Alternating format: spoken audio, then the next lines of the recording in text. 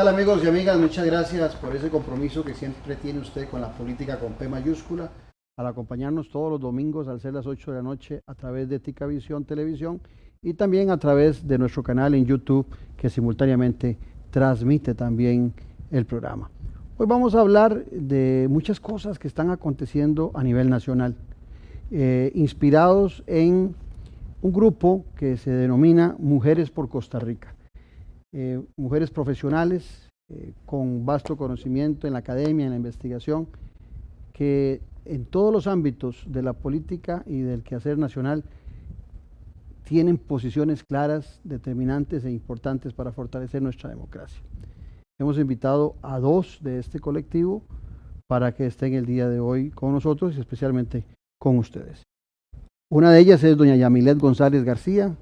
Ustedes la recordarán como rectora de la Universidad de Costa Rica, licenciada en Historia y Geografía de la Universidad de Costa Rica, doctora en Ciencias Históricas de la Universidad Católica de Lovaina en Bélgica y, como les decía, 8 años rectora de la Universidad de Costa Rica. La otra que nos acompaña es doña Ana María Botey Sobrado, también catedrática de la Escuela de Historia de la Universidad de Costa Rica, Premio Nacional de Historia Cleto González Víquez en el 2019. Con ellas vamos a conversar el día de hoy. Doña Yamilet, doña Ana María, gracias por acompañarnos. No, muchas gracias a usted, don Claudio, por la invitación para conversar de algo que nosotras queremos mucho, que es el movimiento de Mujeres por Costa Rica y el afán por trabajar por una Costa Rica mejor. Doña Ana María, muchas gracias también. No, yo también muy agradecida porque nosotros venimos de un proceso de discusión, de diálogo, para plasmar el documento sobre el que hoy podemos conversar, y nos encanta compartir con todos los que estén escuchando este programa, que esperamos que sean muchísimos, Así va a ser. para buscar y aunar esfuerzos frente a la amenaza a la institucionalidad democrática de este país. Ya regresamos con ese tema, no se separe de la señal.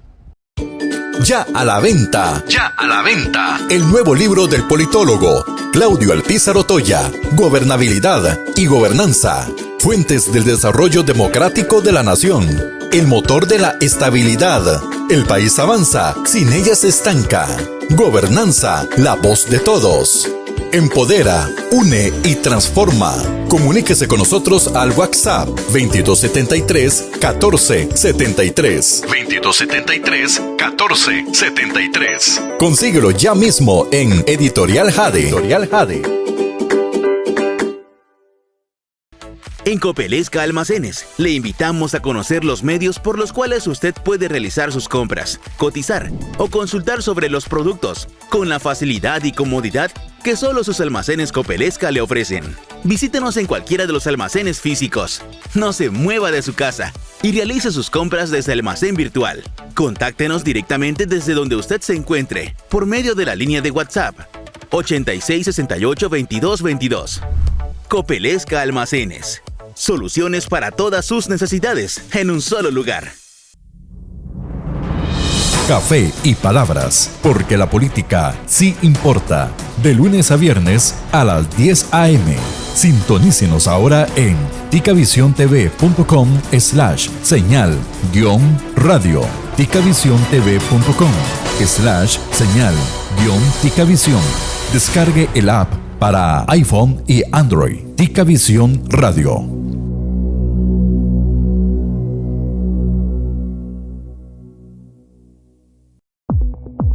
Mantente informado con lo último que pasa en el país en nuestro sitio web www.ticavisiontv.com. Las noticias más destacadas al instante. Noticias Ticavisión, nacionales e internacionales. Las noticias e información en un solo clic.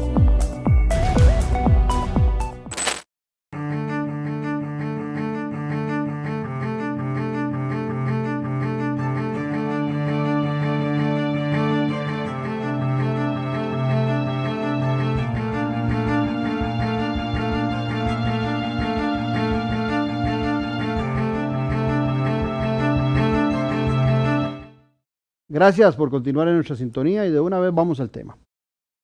Doña Ana María, ¿Cómo nace el grupo, ese colectivo? ¿Desde cuándo es que están ustedes pensando? Bueno, pensando en el país en forma individual, por los currículos de ustedes hace décadas. Pero como grupo, ¿desde cuándo vienen funcionando? Este grupo surgió hace 6 años al calor de la coyuntura electoral. Si recordarán los que nos escuchan, fue la candidatura de don Carlos Alvarado y don Fabricio Alvarado. Y nosotros reunimos a mujeres de diversas procedencias políticas, todas muy preocupadas de que el poder llegara al conservadurismo pentecostal que ya tenía amenazados todos los derechos de las mujeres. Por ejemplo, su oposición a la fertilización in vitro, su oposición rotunda a crear un reglamento para realizar el aborto terapéutico, su oposición a todo lo que significara respeto y derechos para la mayoría LGTB, su afrenta contra el Estado, porque ellos son enemigos del Estado, y nosotros sí creemos en un Estado al servicio del usuario, que hay que reformar, que hay que mejorar rotundamente, que hay que acercarlo a las necesidades de las personas, pero creemos en ese Estado social de derecho que tenga como pilares lo que ha sido desde 1940 en adelante la educación y la salud. Los dos pilares fundamentales, incluso desde antes, de mucho antes. O sea, Costa Rica, su Estado fue muy temprano en políticas educativas y de salud, muy temprano. Sí, adelantados a toda América Latina. Por eso y muchas otras latitudes. Sí, en realidad fuimos de los primeros países en tener un Ministerio de Educación, un Ministerio de Salud, en centralizar políticas para todos los territorios, en avanzar en una institucionalidad muy valiosa que le ha permitido a muchos costarricenses transformar su nivel de vida. Así es. Las universidades públicas, decirle a la gente la caja que en 1940 y no va a ser en América hasta 1960 que Canadá, una potencia, se plantea algo similar. No, si Costa Rica tiene uno de los mejores sistemas con todos los problemas que tiene hoy día de salud del mundo. O por ejemplo que el 95% de las personas reciban agua potable en sus casas. Este es de los pocos países del mundo donde usted puede tomar agua del tubo. La gente no tiene idea de eso. Sí. O que tengamos electricidad en todos los rincones, que se han hecho avances enormes en conectividad. Y usted en muchísimos rincones de este país puede conectarse y trabajar. Ahora, doña Yamila, en este documento en especial, me llamó la atención algo sobremanera. Es un grupo de mujeres, pero el documento no está cargado de feminismo, como podrían pensar algunos. No, es una lucha por un marco muy amplio de derechos para todos y todas los costarricenses. Eso me llamó mucho la atención. No, así es. Cuando empezamos a conversar, que eran las redes sociales, sobre el proceso electoral, como Ana María muy bien dice, éramos también mujeres de diferentes partidos políticos, no éramos de una agrupación en específico, con formaciones, aunque todas académicas, o la mayoría académicas, pero con formaciones muy diversas, historiadoras, antropólogas, sociólogas, administradoras, abogadas, muchas artistas, escritoras, poetas, hay empresarias en el grupo y mujeres trabajadoras rurales, entonces es una diversidad grande y la idea es coincidir. Entonces, en lo que coincidimos es fundamentalmente en la lucha por eso que Costa Rica nos ha heredado y que yo creo que estamos obligados todas las personas que habitamos este país a defender, que es el Estado Social de Derecho. Pensamos que Costa Rica ha sido un país donde la paz ha sido fundamental Y en un primer momento nosotras nos planteamos la necesidad de trabajar alrededor de la paz con un fundamento esencial, que es la educación. Porque la educación es la que le ha permitido a este país avanzar hacia el desarrollo, fortalecer la democracia e incluso fortalecer una identidad nacional. Sí, somos un grupo de mujeres muy amplio, de formaciones profesionales diversas, que incluso estamos en diferentes partes del territorio nacional, aunque prevalece el área central, pero usted encontrará mujeres por Costa Rica, en Guanacaste, en Limón, en Talamanca, en el Pacífico Sur. Somos de edades también diversas, aunque la mayoría jubiladas, pero hay personas también jóvenes, y eso hace que lleguemos siempre a tratar de establecer consensos alrededor de lo que a todas nos interesa y nos une, que es el bienestar de la población en este país. Cierran este documento, antes de analizarlo, con una frase que dice: democracia para respetar, diálogo para incluir, paz para trabajar. La democracia en Costa Rica, siguiendo la línea que decía doña Yamilet, se ha sustentado mucho, no como en algunas otras latitudes solamente en el derecho al voto, sino que ha sido oportunidades para todos, lo que usted decía ahora. ¿Sienten ustedes que eso se ha deteriorado, que ahora las oportunidades se vuelven selectivas, que la inversión social viene disminuyendo, que el tema, que yo lo he llamado así, el sofoque del déficit fiscal que viven nuestras autoridades, calienta la olla de presión social? Por supuesto que sí. Vean las denuncias que han salido en estos días de que el presupuesto de las becas Avancemos disminuyó notablemente, el transporte escolar, se acabó el convenio con la Fundación Omar Dengo que les permitía mejorar sus destrezas tecnológicas a los estudiantes, un punto vital para tener un espacio de oportunidad mayor que otros jóvenes que tienen mayores recursos y que van a otro tipo de colegios. Entonces, sí creemos que los espacios se han constreñido a pesar de los esfuerzos que algunas instituciones hacen, como por ejemplo la educación superior pública, que hace muchísimos esfuerzos para atraer a sus aulas a personas de todos los rincones del país. Pero hay un límite ahí. Vean, otro asunto clave es el de la salud.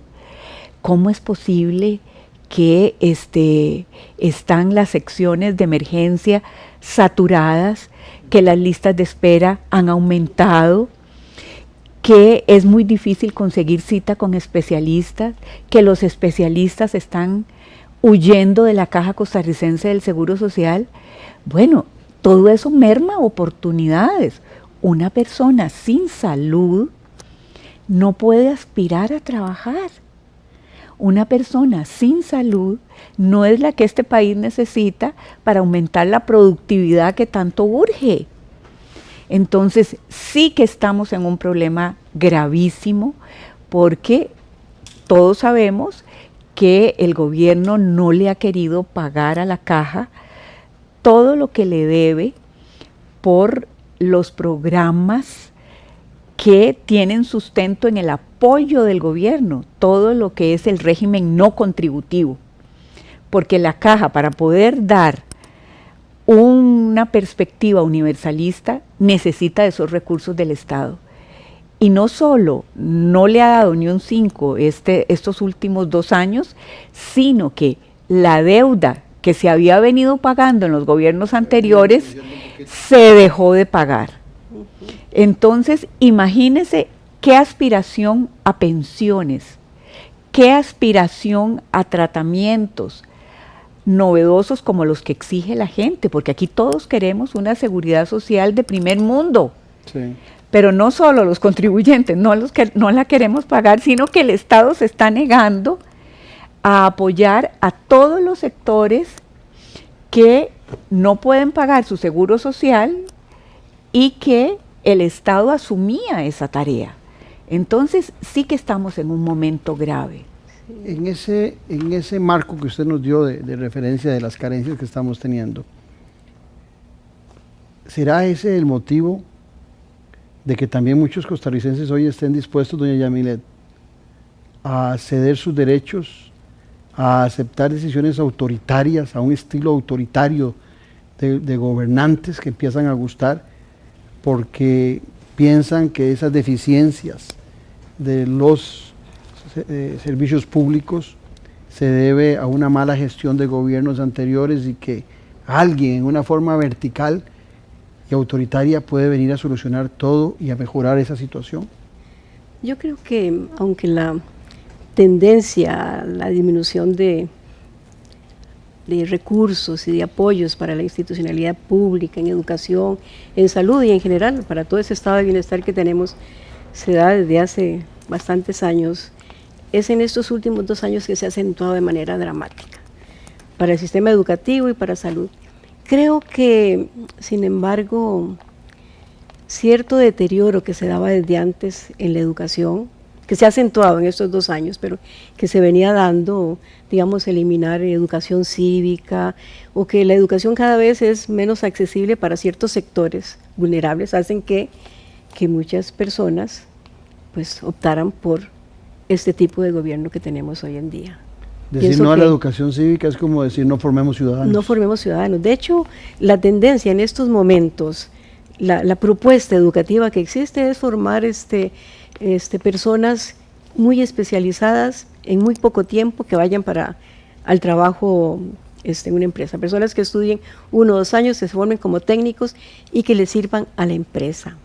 De hecho, se dice que no queremos formar, o no se quiere formar personas en el ámbito de las ciencias sociales o de las humanidades, solo quieren técnicos que más bien parece que lo que necesitan es máquinas al servicio de cierto sector empresarial del país. Hablando de educación y viéndola y recordándola a usted como rectora, 2004 era su primer año. Empecé, sí.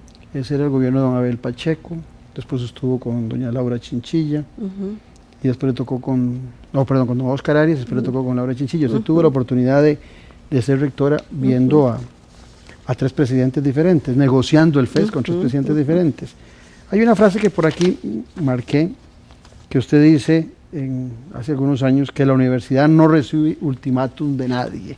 ¿Encuentra una diferencia entre esas negociaciones que lo hicieron usted pronunciar, esa frase dura en defensa de la autonomía universitaria, con lo que pasó recientemente con las negociaciones del FES? Claro. ¿Eran más duras las suyas o siente que había más espacio para conversar, para ponerse de acuerdo antes que ahora? Siempre las negociaciones del FES, todas, siempre han sido complejas, siempre fueron difíciles. Sin embargo, yo creo, y he dicho ahí en el colectivo de Mujeres por Costa Rica, que nunca como ahora se vuelven de difíciles y de complejas. Antes había espacios para el diálogo porque podíamos no estar de acuerdo. Yo negocié una de las negociaciones más complejas, que fue en el tiempo de doña Laura. Empezó con don Oscar, pero terminó con doña Laura, y con los ministros discutimos mucho y profundamente, pero creo que siempre hubo espacio para eso, para disentir y para el diálogo y para negociar. ¿Eran más respetuosas? Eran desde luego, eran respetuosas. Es que ahora no hay respeto. Así lo pienso yo, ¿verdad? En aquella época con don Leonardo Garnier discutí mucho yo, pero sin embargo él y yo nos respetábamos de acuerdo a su investidura y a su calidad profesional. Pero es que ahora no hay respeto. Usted ve que en las negociaciones del FES, la última negociación del FES, el gobierno del presidente y algunas ministras que participaban ahí insultan, ofenden a la universidad, no respetan. Usted ha visto las expresiones del presidente de la República para el rector de la Universidad de Costa Rica. Es que es inaceptable ese trato. A los estudiantes universitarios les dice esbirros, al rector de la Universidad de Costa Rica le dice mentiroso y epítetos de diferente naturaleza. Entonces, cuando además se recurre a la mentira, porque se dicen cosas inaceptables de la universidad o de las universidades públicas en general, pero es que él tiene una obsesión con la Universidad de Costa Rica y es a la que más agrede. Pero a las universidades públicas en general les dice que evaden los controles, que no tienen planes para... Contradictorio eso, que bajen los, Sí, bajen los controles, eso. porque eso lo está Exacto. haciendo él hoy actualmente con la Contraloría, Exactamente, evadir controles. eso pensé yo en estos días en que salieron a relucir esas acciones del presidente evadiendo las contrataciones y los lineamientos establecidos, el orden institucional para la construcción, para la obra pública.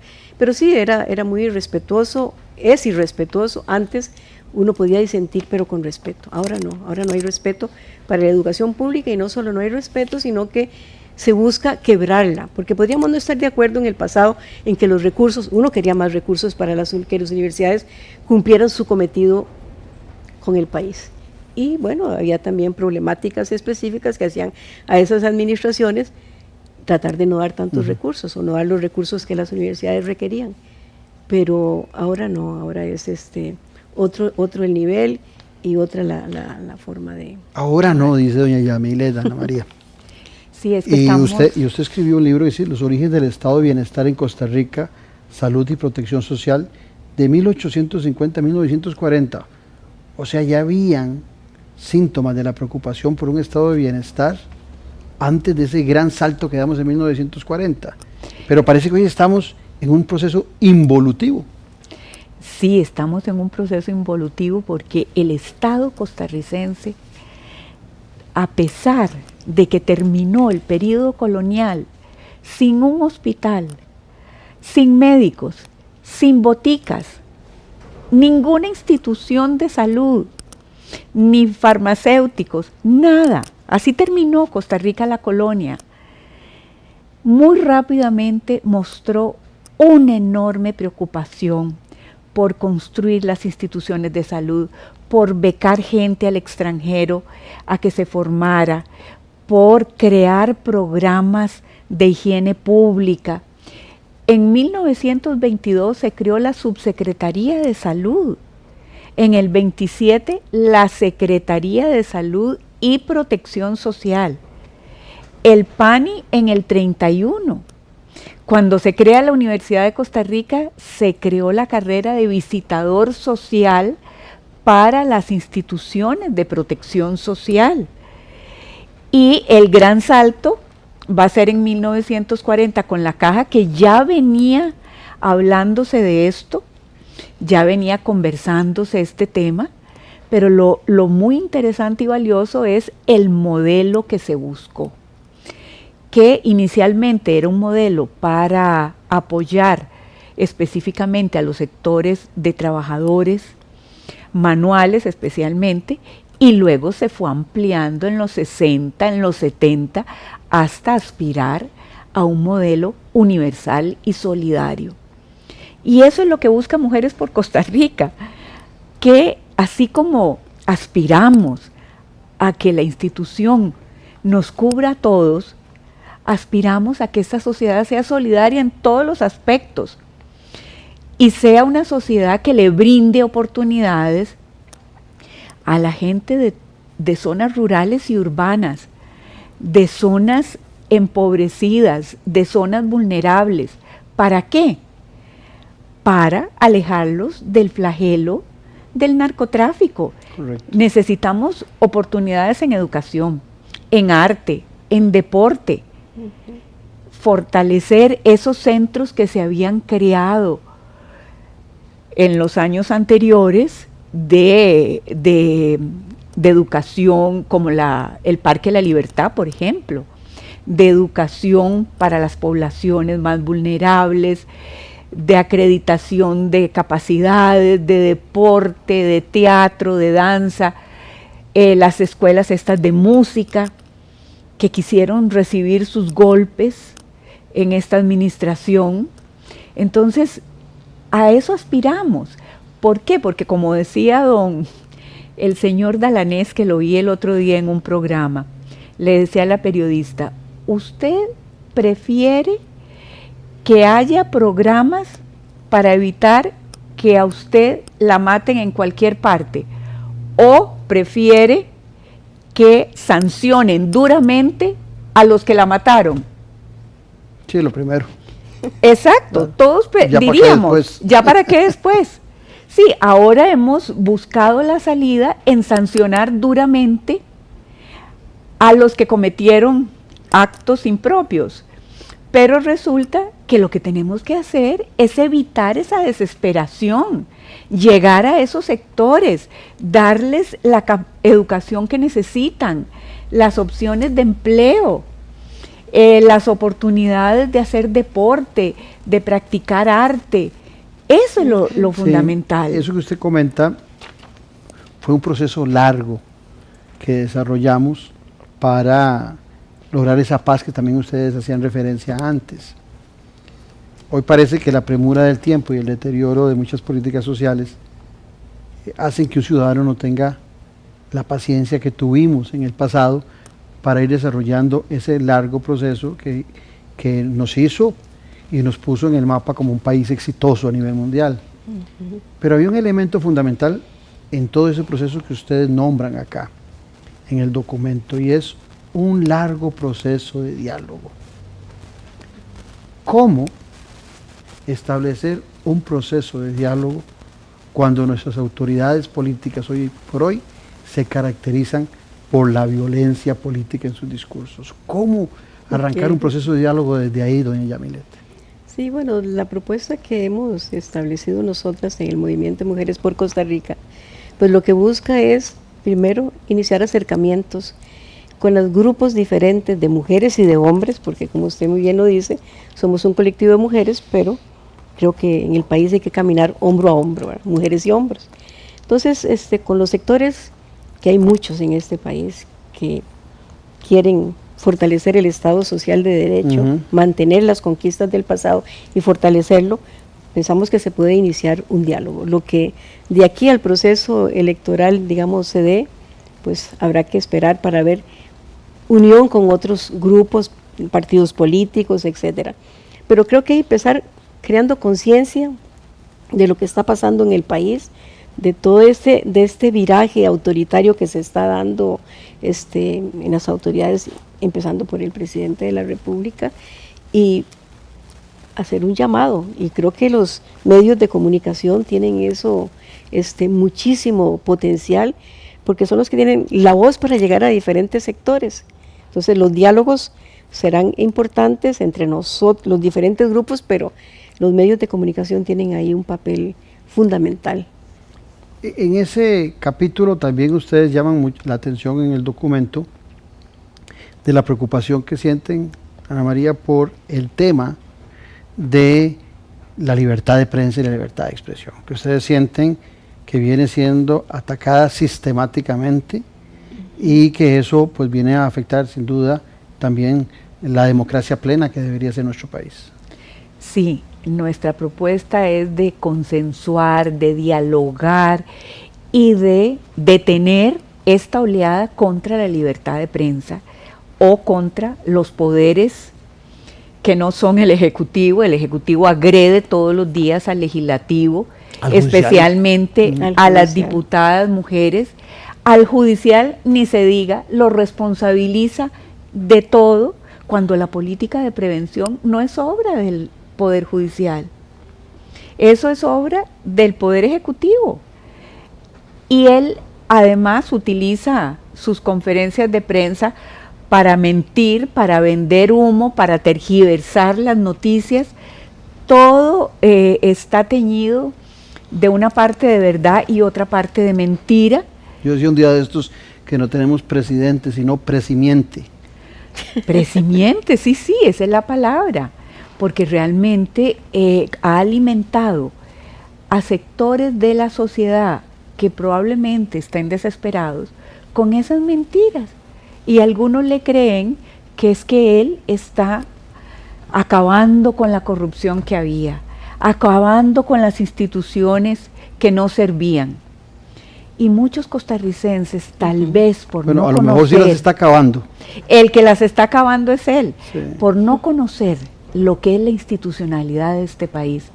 Porque hay mucha gente que no conoce lo que tiene que defender. Sí. Y por eso está dispuesto a entregarle a cualquier matón la capacidad de decidir. Y es lamentable que algunas políticas más bien fortalecen, digamos, ese grupo de personas que a veces no saben qué hacer. 22,000 estudiantes salen del sistema educativo en este año que recién pasó. 22,000 estudiantes que van a incrementar la pobreza y probablemente la criminalidad también, hacer caldo de cultivo del crimen organizado. Bueno, esas personas, esos grupos. Esa deserción enorme, 22,000 estudiantes han desertado. Entonces, y paralelamente en el programa de Avancemos se disminuyó en 120,000 las becas también. Claro, es que es probablemente la razón. Sin becas, sin comedores, sin transporte, la gente no se puede sostener en el sistema educativo, por lo menos de los sectores más vulnerables, porque otros sectores encontrarán mecanismos para seguir avanzando en su formación estudiantil o académica, pero no los sectores vulnerables de las zonas rurales, como ustedes decían al principio, y de ciertas zonas urbanas también en el valle, en el área central. Pero Entonces, llama la atención que con todo ese deterioro social que estamos sufriendo, de repente por ahí alguna revista cataloga la economía costarricense como un jaguar, ¿verdad? Y uno ve que en cuestiones sociales no llegamos ni a un lindo gatito, decía Piolín de Silvestre en aquella famosa fábula. Pero es un caldo de cultivo, utilizando el término que usted tiene, para ese deterioro social, todo lo que estamos haciendo hoy en día desde el Ejecutivo. El problema no es, yo entiendo que hay un crecimiento económico leve, pero que hay una cierta mejora en la economía costarricense. Pero ¿cómo se distribuye eso? Porque los sectores empobrecidos de este país siguen estando en las mismas pésimas condiciones, siguen estando en condiciones lamentables, no así ciertos sectores, ¿verdad? La clase media a la clase media, caer ahí, ¿verdad? No, a la clase media la han golpeado muchísimo para que caiga ahí. Eso yo creo que hasta debe haber sus determinadas estrategias para hacerlo, los golpes a las pensiones, no le digo a las pensiones de lujo, como las llaman algunos, sino a las pensiones en general. Hay un empobrecimiento mayúsculo en este país de sectores medios que ahora los están tirando a condiciones realmente deplorables. Pero el asunto también tiene que ver con esa distribución, porque sí hay un mejoramiento, pero ¿a dónde y cómo se distribuye? ¿A quién favorece y a quiénes más bien siguen perjudicando las condiciones del país? Usted hacía referencia ahora, Ana María, al tema de la violencia política de las diputadas, y me hizo recordar la forma en que han salido varias ministras, viceministras del actual gobierno, que inclusive tienen un grupo donde todavía ellos intercambian en razón de lo que vivieron en el actual Poder Ejecutivo. O sea, ¿se pronuncian ustedes al respecto? ¿Tienen una posición sobre ese ataque permanente que sufre la mujer en el Poder Ejecutivo? Por supuesto que sí. Esa es una de nuestras grandes preocupaciones y hemos impulsado también el proyecto que está en discusión en la Asamblea contra la violencia política contra las mujeres políticas, que al parecer en las discusiones que han tenido han ido reduciendo los espacios de a quién va a proteger, en lugar de ampliar esos espacios. Claro que estamos muy preocupados, porque usted lo sabe perfectamente, a la mujer le ha costado muchísimo salir adelante, ocupar puestos de poder, abrirse espacios. Es muy fácil que nos califiquen de locas, de histéricas, de cualquier cosa, de que no tenemos que hacer, en fin. Del periodo, todas esas babosadas. Todas las cosas que usted mismo conoce. Entonces, realmente, lo que uno ve es que hay una falta de respeto enorme contra las mismas mujeres que han formado parte del gobierno. Cómo las tratan, no las dejan hablar. A esta señora Luzmeli Alpizar, qué horror, cómo la ha tratado. A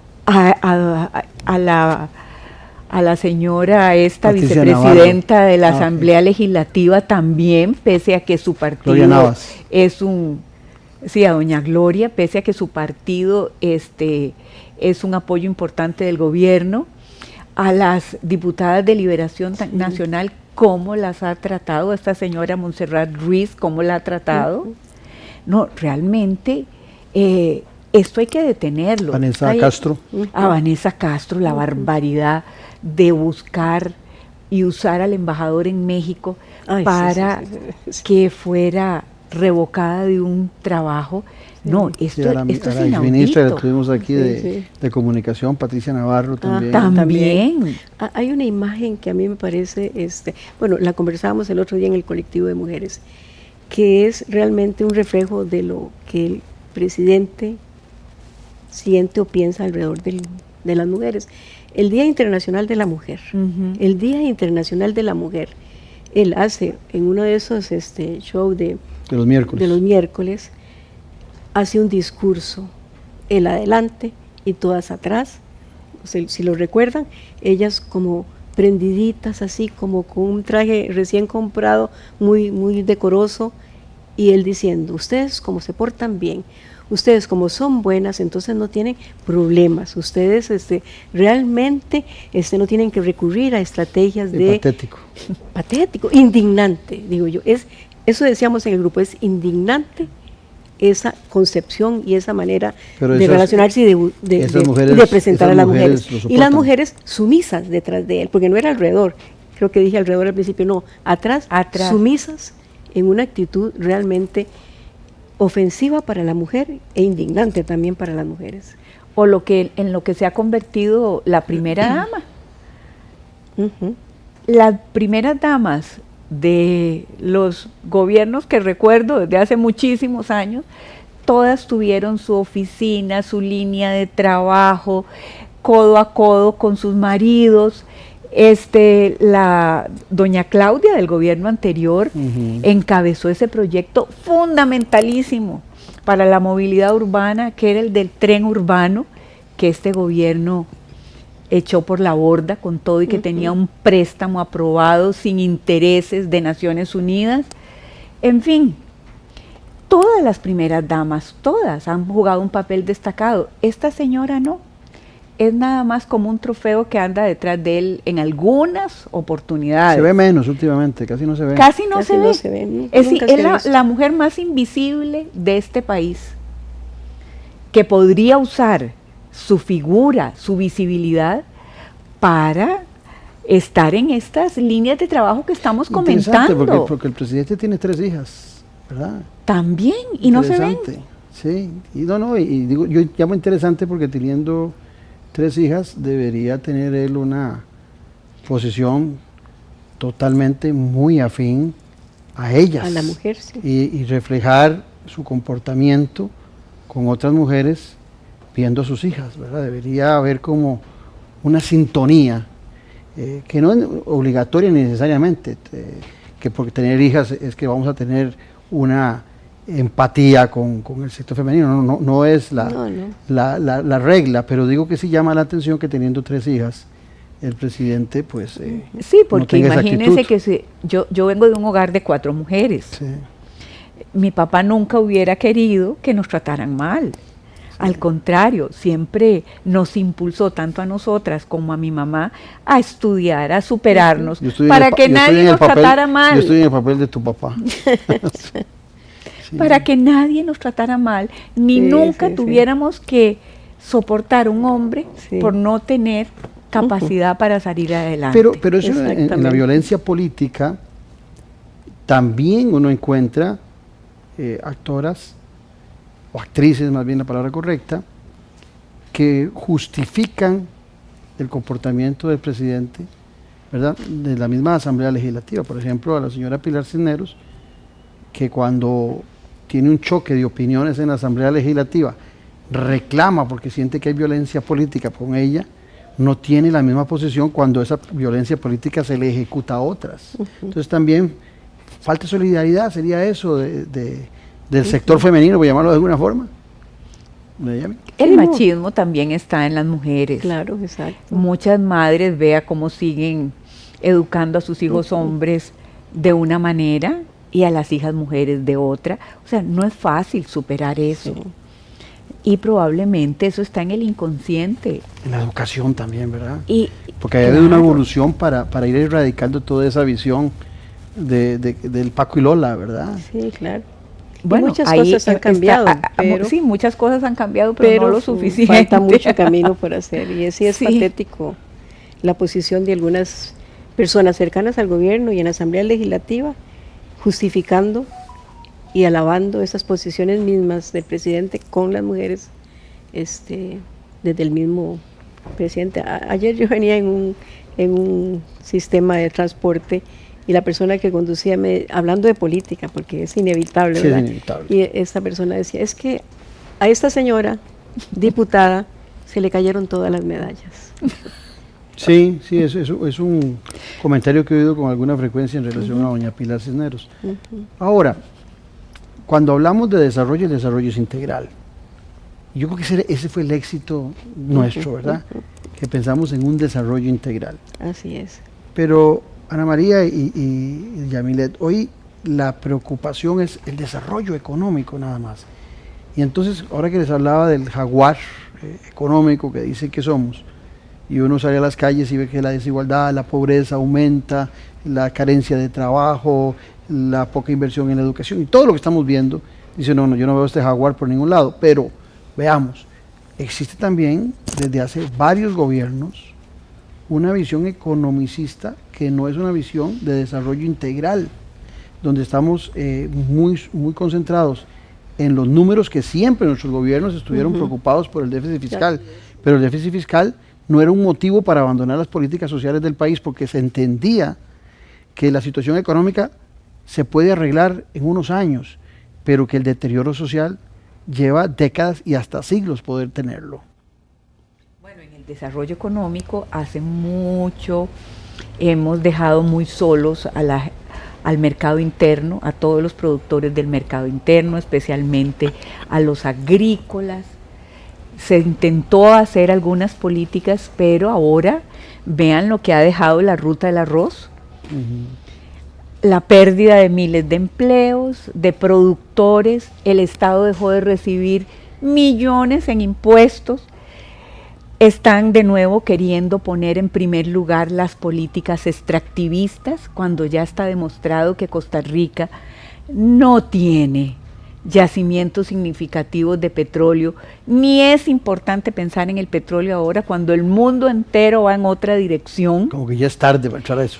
Tardísimo. Aunque tuviéramos. Y ya desarrollamos otra vocación, que es el sector turismo.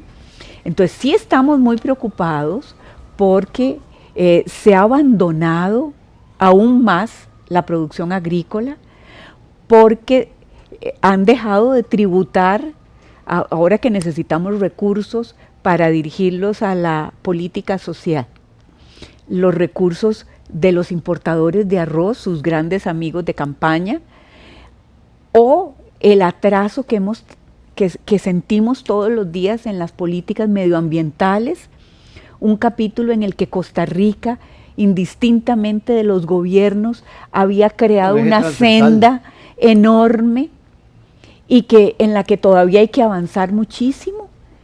Y todo eso abandonado por este gobierno y por sus aliados como los de Nueva República, enemigos número uno de todo lo que es ambiental. Entonces, sí, claro que estamos muy preocupados. ¿De qué desarrollo estamos hablando? ¿De qué? De un desarrollo extractivista, de un desarrollo para unos pocos. Bueno, como decía Yamilet, para unos pocos, pero algo muy grave es orientado a qué sectores. ¿A qué sectores de la economía y a cuáles estamos dejando cada vez más abandonados? A los mismos de siempre. En el documento se habla de democracia plural con principios sólidos, ¿verdad? ¿Cuáles son esos principios sólidos para que la democracia sea plural? Sí, bueno, antes yo quiero decir algo en relación a lo que comentábamos, porque sin duda uno de los éxitos de Costa Rica fue tener una concepción de la educación en siglos pasados integral, como usted lo decía. Una concepción que enfatizaba en el desarrollo de materias que tenían que ver con lo económico, con lo computacional, si se quiere, pero también con las humanidades. Lamentablemente, de los años 80 para acá, como que esa visión ha venido paulatinamente cambiando, y ya la educación no se ve como inversión, como factor de movilidad social, como desarrollo, sino como precursora de recursos económicos inmediatos, y como una mercancía. Lamentablemente, también lamentablemente en la propuesta que hace un par de años, empezando la administración, mandó el Ejecutivo a la Asamblea Legislativa, está muy clara esa visión, porque dice que las universidades no cumplen su misión porque no están formando ingenieros ni científicos básicos. Y es lamentable esa visión, porque nosotros tenemos una sociedad, no tenemos solo un mercado, ¿verdad? Y correcto, parece que la visión de ellos es trabajar solo pensando en la sociedad como un enorme mercado. Totalmente. Entonces, sí, es el enfoque humanista está de obviado, todas las profesiones. De todas las profesiones, como está diciendo Ana María, pero es que entre el enfoque humanista y de las ciencias sociales está el pensamiento crítico. Y más que pensar que tenemos que formar ingenieros y científicos básicos, hay que pensar que tenemos que formar profesionales con pensamiento crítico, con liderazgo, con capacidad de trabajo en grupo y adaptándose a las transformaciones que la sociedad en estos momentos requiere de manera rápida. Yo creo que hay un planteamiento ahí tan errado en ese sentido. Bueno, pero la pregunta suya era sobre esa concepción más plural y más integral de la democracia. Valores, sí. Los valores, desde luego, bueno, ahí están un poco los valores del humanismo, pero también pensando que la democracia no es solamente democracia para ir a votar. Los mexicanos en la Revolución Mexicana, cuando el presidente Madero hizo la primera reforma y dijo, vamos a hacer la reforma electoral y van a poder votar. Pues sí, queremos votar, pero primero queremos comer, ¿verdad? Y creo que la democracia es eso, ¿verdad? Es la posibilidad de un desarrollo económico, social, político y cultural también. No puede haber democracia si hay pobreza, si hay marginalidad, si hay tantos sectores en crisis como lo estamos viviendo en este momento en el país. Esa frase, queremos votar pero queremos comer, yo creo que es fundamental, porque también en el aprecio de la democracia de repente alguien puede decir, ¿para qué quiero yo libertad de movimiento? ¿Para qué quiero yo libertad de expresión? ¿Para qué quiero yo todas las libertades que tengo en este país si mis hijos y mi familia tenemos hambre? Y ahí es donde viene el tema de la economía. Y a la inversa también. Sí, a la inversa también. Cuando daba clases de política económica en la Universidad de Costa Rica, recuerdo que cuando tenía que hablar algo de microeconomía, yo me acordaba siempre de mi abuela, porque había que diferenciar entre macroeconomía, que ahí es donde nos catalogan como jaguares, ¿verdad? Porque los números, pero no se fijan en la microeconomía. Entonces, para decirle a los muchachos que era la microeconomía, yo les decía algo que decía mi abuela: aquí tengo el debe y aquí tengo el haber, ¿verdad? Así de sencilla la microeconomía, es lo que tienen los ciudadanos. Entonces también ese crecimiento económico, o sea, ese desarrollo social, por supuesto que el desarrollo económico es una cara de la misma moneda en que el desarrollo social, pero parece, oyendo a Yamilet, que el tema de lo social ha quedado totalmente relegado, porque lo importante es esa visión económica. ¿Será un defecto de formación del Banco Mundial? ¿Será un defecto de los economistas en nuestro país? ¿Dónde está el error? Bueno, las instituciones internacionales de crédito han venido cambiando. Sí. Han venido cambiando y ya no tienen las exigencias de los 70. Sí, el Fondo Monetario es uno de esos. Creo que fijarse solo en esos macronúmeros es más una debilidad de quienes nos gobiernan que de las mismas instituciones internacionales. En realidad, la crisis fiscal es profunda, pero se venía haciendo enormes esfuerzos y para mejorar los ingresos de este país y para mejorar el PIB, por ejemplo, hay que integrar a la economía a miles de mujeres que hoy están fuera de ella. Entonces, ese es un esfuerzo muy importante, o hacernos cada día más productivos, o mejorar el cobro de los impuestos y crear impuestos para los más ricos. Sí. Vea usted, Una visión progresiva. Eso tiene que ampliarse, porque no podemos hablar de distribuir entre los más pobres educación, salud, etcétera, si no tocamos el bolsillo de los más ricos. Por ejemplo, las zonas francas, que no están colaborando con todo lo que este país les da. Vea usted que en este momento hay un manifiesto de más de 200 ultra ricos en el mundo pidiendo más impuestos. Ayer vi un documental en la Dolce Vele al respecto. Bueno, Bill Gates está en eso, Soros está en eso, están pidiendo más impuestos. Claro. Y están haciendo grandes fundaciones para ayudar en la resolución de algunos problemas. Hacia ahí tenemos que ir, y ese es otro problema. Ahí hemos caído en que nadie quiere colaborar con los demás. Todos tenemos que colaborar, y especialmente los que más tienen, porque Costa Rica se ha hecho muy rica. Esta no es la Costa Rica de café banano. No. Esta es otra Costa Rica, donde hay actividades que producen gran cantidad de riqueza. Yo siempre me pregunto eso, allá en los años 80, que nosotros tres los vivimos, el ingreso per cápita de 1,5 millones, 2 millones que éramos de habitantes, era $1,500. Hoy somos 5,5 millones y el ingreso per cápita es de $14,000. O sea, ¿dónde está esa riqueza? Porque desde el Ejecutivo y por el tema del déficit fiscal nos apretan muchísimo, sobre todo a la clase media. Sí, sí, Pero así uno es. dice, pero qué extraño, a más ricos somos, en relación de hace 40 años, resulta, doña Yamilet, que somos más desiguales, Así es. porque así lo dicen los números, y la Así pobreza es. viene aumentando. Por eso es inadmisible la afirmación de ayer o de hoy del ministro de Hacienda.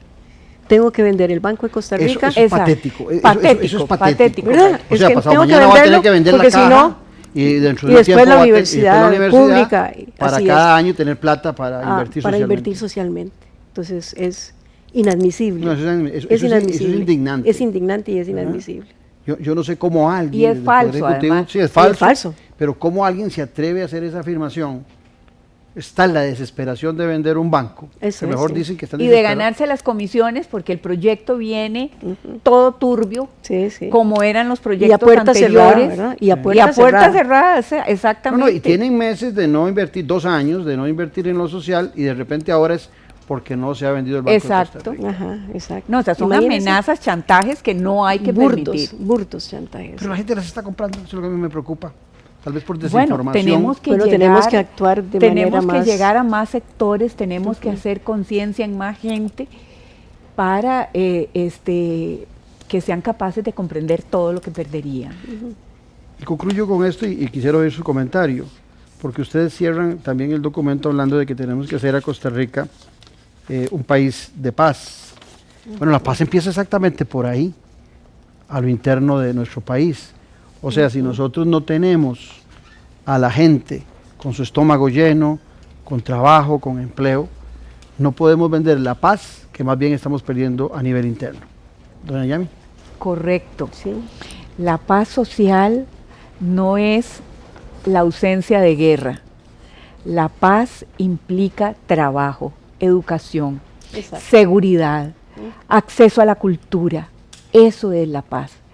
Ese es el país con el que soñamos y estamos comprometidas a seguir luchando por él y apoyar en esta coyuntura electoral que viene a las instancias que vayan en esa dirección. Sí. Por eso desde un primer momento, cuando creamos el movimiento, dijimos paz para Costa Rica con un eje fundamental, educación. La educación es la que nos puede realmente conducir hacia esa paz en el país. Y así está establecido constitucionalmente también. O sea, la visión de nuestros políticos, porque ahora que Ana Lucía hacía referencia al país que soñamos, yo pensaba también agregarle algo, y en el país en que vivimos por mucho tiempo. O sea, lo soñamos, pero porque lo tuvimos. Claro, exacto. Todos nosotros fuimos Orgullosamente habitantes y orgullosos costarricenses. del Estado social de derecho. Además. Usufructuamos y vivimos los beneficios de ese Estado. Por eso lo defendemos. Exacto. Y lo queremos para la mayoría Para de la este mayoría. país. Muchas gracias, doña Yamilés, y muchas gracias a Encantada. Sí, Ana muchas María. gracias a Claudio. usted. No, hombre, muchas gracias. Y a ustedes las gracias, como siempre, por ese compromiso con la política con P mayúscula. El próximo domingo santo no tenemos programa. Nos vemos en 15 días y hasta tanto un fuerte abrazo. Muy bien, me gustó.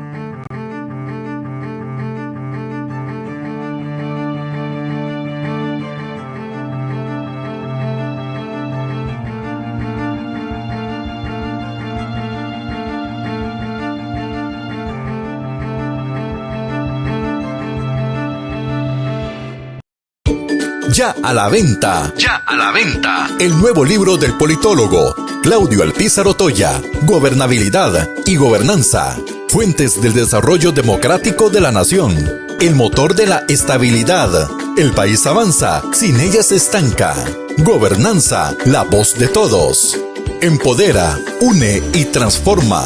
Comuníquese con nosotros al WhatsApp 2273-1473. 2273-1473. Consíguelo ya mismo en Editorial Jade. Editorial Jade. En Copelesca Almacenes, le invitamos a conocer los medios por los cuales usted puede realizar sus compras, cotizar o consultar sobre los productos, con la facilidad y comodidad que solo sus almacenes Copelesca le ofrecen. Visítenos en cualquiera de los almacenes físicos. No se mueva de su casa y realice sus compras desde el almacén virtual.